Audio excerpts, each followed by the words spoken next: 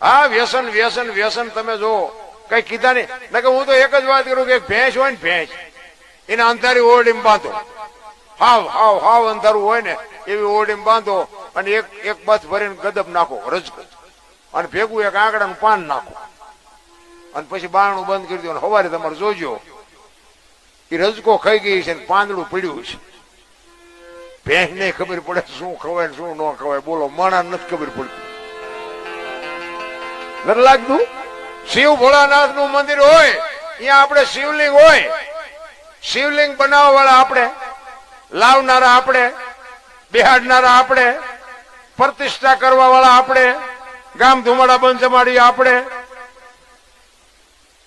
તમે અને હું એની માથે ગંગાજળ ચડાવી, દૂધ ચડાવી, બીલીપત્ર ચડાવી, અબીલ ગલાલ ચડાવી. કોઈ 135 વાળો માવો ચડાવ્યો?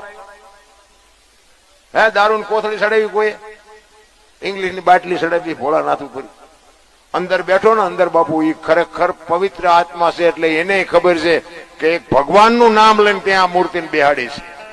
ભગવાન ઉપર જે તે ન ચડાવાય. તો જીવતું જાગતું શિવલિંગ મારા નાથે આપ્યું એની માથે આપણે શેનો અભિષેક કરી આપણને ન ખબર પડે ભલામણ?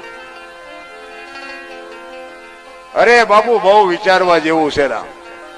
આપણે બે નથી, આપણે બીવી છીએ. બોલો આ જીવતું જાગતું હરતું ફરતું એની બીક જ નથી લાગતી કોઈ. એક પથ્થર હોય, પથ્થર બાપુ અંદર જાય ત્યાં મૂર્તિ થઈને કીધું. એક કલાકારે એક મૂર્તિકાર હતો ને એને ભગવાનને કીધું ઈ કે હું મૂર્તિ બનાવું છું, તું મૂર્તિ, આ તું માણા બનાવવાથી મૂર્તિ જ કહેવાય.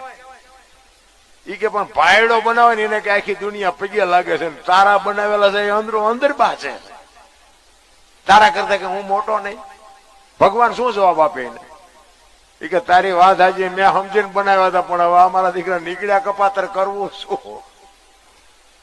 હું પાણાની મૂર્તિ બનાવું છું, એને આ તારા બનાવેલા રહ્યા એ પગે લાગે છે અને તારા બનાવેલા છે ને એ અંદરો અંદર મરે બાસે છે અને જોવા જેવું નથી.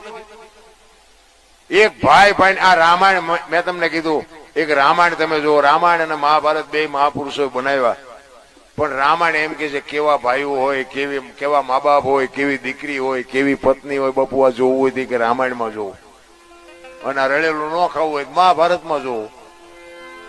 નથી દેવું નથી દેવું જ કરે બધા. બોલો મહાભારત છે વંચાય છે, રામકથા અને શિવ કથા અને ભાગવત આ બધું વંચાય. મહાભારત છે વંચાતું નથી પણ તોય ઘરો ઘર કરી ગયું. બોલો રામચંદ્ર પરમાત્મા બાપુ વનમાં જાય ને અખિલ બ્રહ્મા